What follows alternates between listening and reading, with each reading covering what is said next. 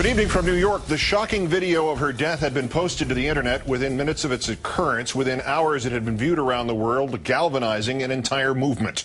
Our fifth story on the countdown. If every resistance or revolution has its martyr, the Iranian election uprising seems to have found its own in the face of Neda Soltani. Riot police attacking hundreds of protesters with tear gas and warning shots. They had been gathering to mourn the death of one woman killed over the weekend, who had quickly become the iconic image of the Iranian opposition movement. Some today calling the 27-year-old Neda Soltani the angel or the Joan of Arc of Iran. Amateur video, too graphic to play in its entirety, apparently showing her as she bled to death in the arms of her music teacher. Her fiancé saying she was not even at Saturday's rallies per se. Instead, she had been walking on a side street when she was shot by two plainclothes militiamen on a motorcycle. An acquaintance told the Associated Press that the government is barring her family from holding a public funeral, and mosques today in Iran ordered not to hold memorials of any kind for the young woman. Early on Monday, the Revolutionary Guard issuing its sternest warning yet to protesters there, telling them to, quote, be prepared for a resolution and revolutionary confrontation with the guards, Basij, the militia, and other security forces and disciplinary forces if they continued their rallies. The country's highest electoral authority attempting to put questions of electoral fraud to rest by admitting that there have appeared to have been electoral fraud. The Guardian Council acknowledging that there were voting irregularities, but only in 50 of the electoral districts, not enough to overturn an election in which the incumbent is alleged to have won by an unprecedented 13 million votes. A new study by a British think tank arguing far more massive electoral fraud. The researchers at Chatham House finding it highly improbable that President Ahmadinejad swept rural areas where conservative candidates were deeply unpopular in the past three elections. Ahmadinejad apparently also winning 44% of the reformist vote. Regional variations in turnout also disappearing. Everybody, everywhere, apparently voting, some often. At the White House, Press Secretary Gibbs saying that over the weekend, the president had been moved by the images out of Iran he had seen on television, quoting, particularly so by the images of women in Iran who have stood up for their right to demonstrate, to speak out, and to be heard. Mr. Gibbs did not know if the president had seen footage of Neda's death in particular. In a statement over the weekend, Mr. Obama having said, quote, we call on the Iranian government to stop all violent and unjust actions against its own people. The universal rights to assembly and free speech must be respected, and the United States stands with all those who seek to exercise those rights. Many Republicans having voiced public support for the president's approach, among them Senator Lugar of the Foreign Relations Committee, columnists George Will and Peggy Noonan. Ms. Noonan bashing her fellow Republicans on this issue in a column for the second time. Meanwhile, the Republican candidate for Senate in Florida, Marco Rubio, arguing on his Twitter page that the Iranian people need more guns, their very own Second Amendment. Senator Lindsey Graham, meantime, calling President Obama weak. The President of the United States is supposed to lead the free world, not follow it. Other nations have been more outspoken, so I hope that we'll hear more of this, because the young men and women taking to the streets in Tehran need our support. The signs are in English. They're basically asking for us to speak up on their behalf, and I appreciate what the President said yesterday, but he's been timid and passive more than I would like. Richard Wolff's analysis of domestic politics in a moment. First, the pleasure to be joined once again by MSNBC and NBC News Chief Foreign Correspondent Richard Engel. Thanks again for coming in. It's a pleasure.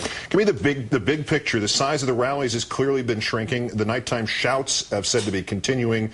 Where is this going? How is this morphing at the moment? It is at a transition point right now. This movement began first in opposition to the elections themselves. Then it expanded. The Supreme Leader got involved, and it became a major movement, a defining moment in history. And the government decided that it was going to act and issue a crackdown. And this weekend we saw that brutal crackdown. And the death toll is hard to pin down. It's between 10 and 25. It could be higher than that, but I think that's the range that we're talking about.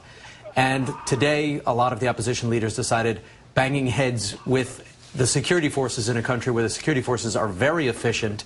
This is the country, after all, that has trained Hezbollah and knows what it's doing to organize covert activities. Many people in that country are followed, they're tracked, the cell phones can be monitored, so can emails. Several hundred activists were arrested just this weekend alone.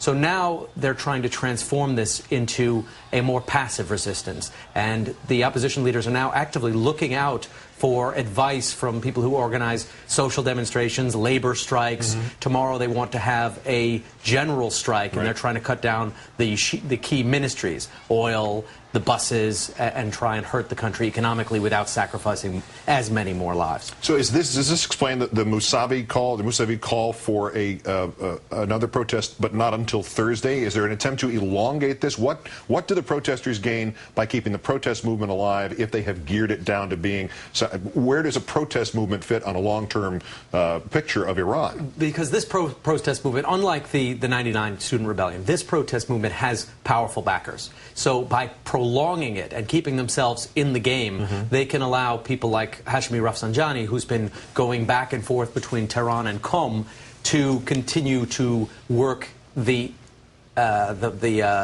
clerics and to try and win over support from within the regime. So if they maintain some sort of resistance on the ground, some demonstrators every now and then, a general strike, and then continue simultaneously to have their allies pick away at the support of the government, that's where they're hoping to go.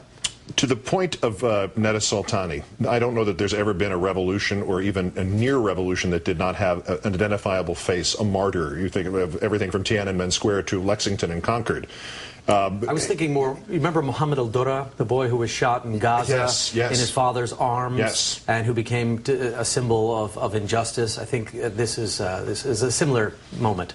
Does putting the human face on this equation change it even in Iran, even in such a tightly scripted culture as Iran? It, in many ways, does change it, because I spoke to an analyst tonight who had an interesting point. He said, 30 years ago, the face of the revolutionary in Iran was a bearded young man, and now it is of a dying, young, educated woman wearing a veil, unarmed, who was standing near a protest and may have been associated with protesters, but it would be hard to call her a terrorist, and that is what the government is doing, is labeling them provocateurs and rioters and terrorists, and nobody who's seen that video would have that association. We were speaking before the newscast started about your assessment of what has been latched onto worldwide, this fervor, this excitement, these Twitter feeds, and there are other forms of communication which is being described as well, but that's the principal headline here. But yeah, you had a different interpretation. I thought it was fascinating. I watch the Twitter feeds all day, constant, every 10 seconds there's 30 or 40 or 50 of these, 100 of these new messages. And the tone online is like everyone is going to go out and die for the cause, and they're all calling for blood and talking about we should gather weapons and the revolution is coming. When you speak to people in Tehran, and I spoke to several today, they're much more nervous. Communications are difficult. They don't know what the leaders of the opposition are doing. They don't know where to gather. Tehran is a large city that is not like Manhattan. It's hard to get around in the city if you set up roadblocks and checkpoints. And after all, Ahmadinejad used to be a traffic engineer. So there's been a lot of very effective blocks in the city. So online, if you read that traffic, you think the revolution is coming and the regime is about to fall tonight. If you're in the country, people are much more nervous than that. And also, as we suggested at the beginning, much more geared up towards some sort of long-term presence rather than... They think now it's going to take months, not days. Our chief foreign correspondent, Richard Engel, once again with priceless insight for us, and we thank you again for it. Pleasure.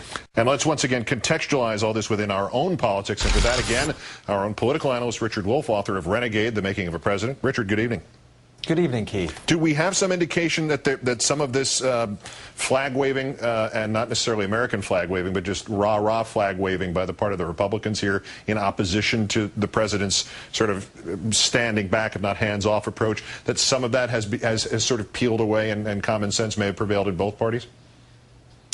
Well, Peggy Noonan is no slouch. She's a very important, not just a writer, but a thinker, and she obviously writes for the op-ed pages of one of the most conservative newspapers in the country, if not the most conservative. So there is a significant body of thought out there. We heard it early on from Dick Lugar, who actually is the most senior Republican in foreign policy in the country. So, there's a difference of opinion here, and of course, we in the media do like to see conflict, but it is worth remembering that there were many Republicans who didn't want to be so gung-ho about invading Iraq, and yet others, like McCain and his cohorts, who thought it was a great idea. So there's a division on the Republican side. We're seeing it played out right now. Is some of the stuff too obvious to be taken seriously? If Marco Rubio, who's running, trying to get the Senate Republican nomination in Florida, extrapolates that the real problem in Iran is the gun control there, that if they had their own Second Amendment, the problem would be